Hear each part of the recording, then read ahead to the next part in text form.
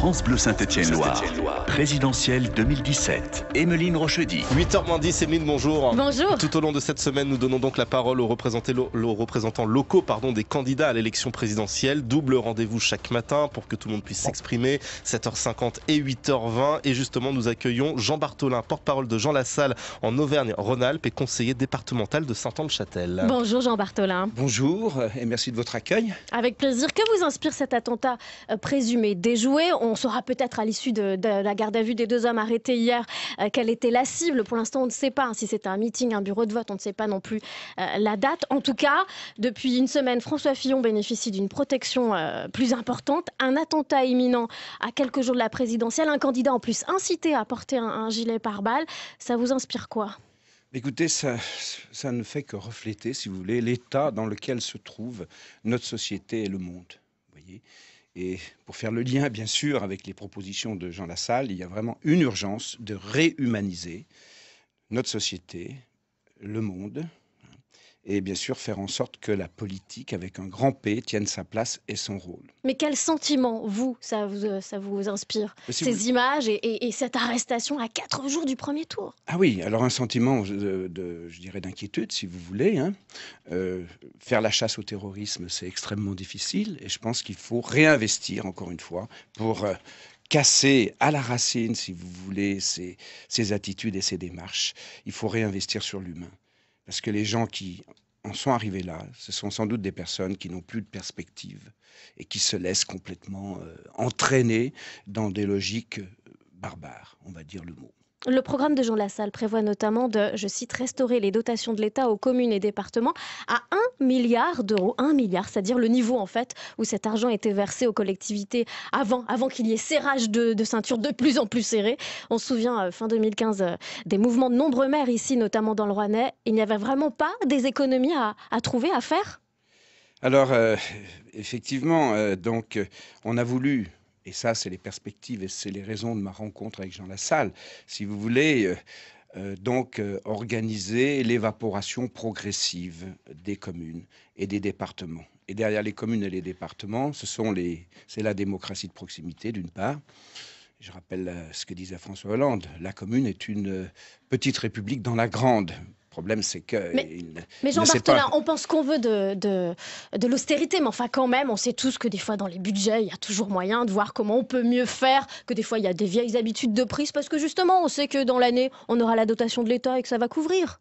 Oui, effectivement, on peut être plus efficace. Je préfère qu'on parle d'efficacité que d'efficience, parce qu'efficience de l'action publique, il y a une notion de quelque part de rentabilité.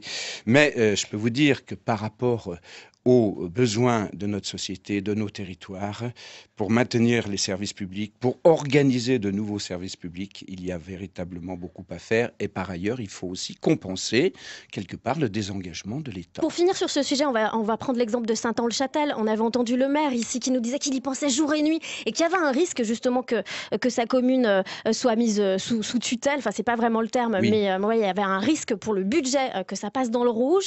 C'est ça la situation, ou est-ce que ça en est aujourd'hui?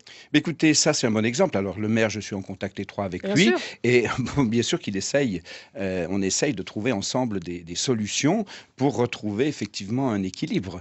Mais malgré tout, si vous voulez... Là-bas, la baisse était de 10% quand on l'avait entendu. Ça avait eu des conséquences particulières, concrètes? Bien sûr, c'est-à-dire, si vous voulez, des baisses sur des baisses, d'année en année, à un moment donné, ça casse, quoi. Et on en est là, quoi. Et la commune de Saint-Anne n'est pas isolée, si vous voulez. C'est clair. Notre invité ce matin, Jean Bartholin, porte-parole de Jean Lassalle, ici dans la région, conseiller départemental de Saint-Anne-de-Châtel. Et c'est le moment où on parle de l'A45.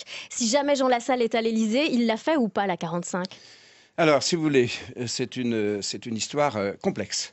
Il faut remonter à 2006, lorsque l'État, quelque part, donc, a privatisé. Jean Bartholin, là on est en 2017, on l'a fait ou pas, la 45? Là, Jean Lassalle ne l'a fait pas, c'est clair, parce Pourquoi? que tout simplement que l'argent public finance, si vous voulez, une infrastructure d'aménagement du territoire qui sera concédée à une entreprise, à un groupe privé, c'est en contradiction par rapport à ce qu'il prône, si vous voulez. Il faut que l'État reprenne la main.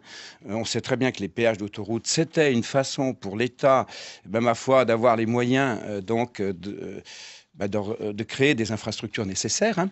Et puis par ailleurs, je dis souvent, le diable se cache dans les détails. Il faut savoir que dans ces contrats de concession, il y a cette fameuse clause, si vous voulez, de déchéance. S'il s'avère que cette autoroute n'est pas rentable, eh bien le concessionnaire peut se retirer et demander d'être remboursé, y compris ses propres actionnaires, voyez. Un mot sur la campagne, pour conclure, Jean Bartholin, désolé.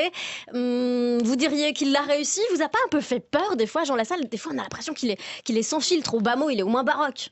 Alors, si vous voulez, Jean Lassalle, ses qualités, c'est la sincérité et l'authenticité. Hein. C'est vrai, ça tient à son histoire personnelle.